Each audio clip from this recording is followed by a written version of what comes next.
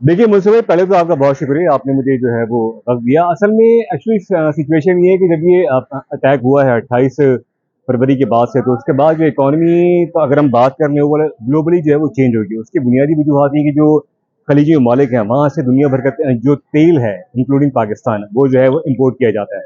तो straight of हार्मज़ के बंद होने के बाद जो है वो इसमें बहुत ज़्यादा जो है वो प्रॉब्लम्स आई हैं, और यही वजूहत है कि जो अगर हम बात कर लें, जंग से पहले जो तेल की कीमत थी वो $65 से नीचे थी, और अब जो कीमत है वो 95 के आसपास है, 100 से ऊपर भी गई है, 120 तक भी गई है। कमोबेश आगे पीछे चल रही है। तो इसलिए पाकिस्तान की अगर हम बात करें, पाकिस्तान इम्पोर्ट करता है तेल बड़े पैमाने के ऊपर। तो पाकिस्तान में एक नेगेटिविटी ये आई कि उसके बाद जो पेट्रोल डीजल के प्राइसेस हैं, और उसके बाद जो अशिया खुर्दनोश है, उस पर एक डबल इम्पैक्ट आया। उसका इम्पैक्ट आपको ओवरऑल मार्केट के अंदर और तमाम जो अशिया हैं उनके ऊपर दिखाई दे रहा है। और यही वजूहत है कि इस वक्त पाकिस्तान के अंदर जो पेट्रोल है वो 380 से ऊपर है, और डीजल भी इसी प्राइसेस के ऊपर है।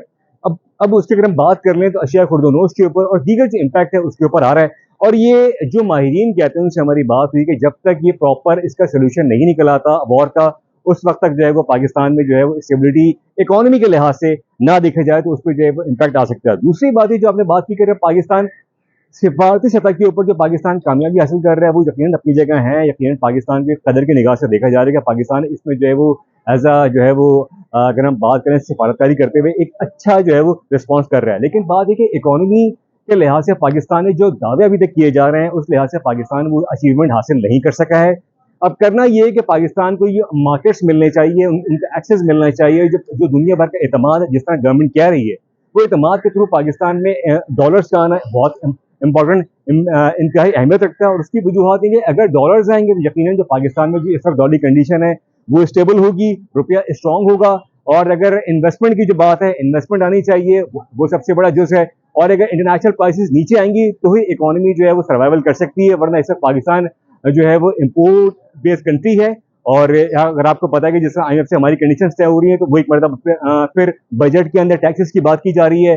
430 अरब के अप्रॉक्सीमेटली जो टैक्सेस हैं वो आयद किए जाने की बात की जा रही है, जीएसटी बढ़ाने की बात की जा रही है, 18 से 19% किए जाने का इम्कान है बजट के अंदर। तो ये वो तमाम अवामिल है जो कि महंगाई का तूफान ला सकते हैं। लेकिन गवर्नमेंट की स्ट्रैटेजी उस तरह नहीं है। गवर्नमेंट के दावे जरूर हैं, लेकिन स्ट्रैटेजी वो नहीं है जो कि इकोनॉमी को इस वक्त जो है वो रिवाइव कर सके या बढ़ावा दे सके।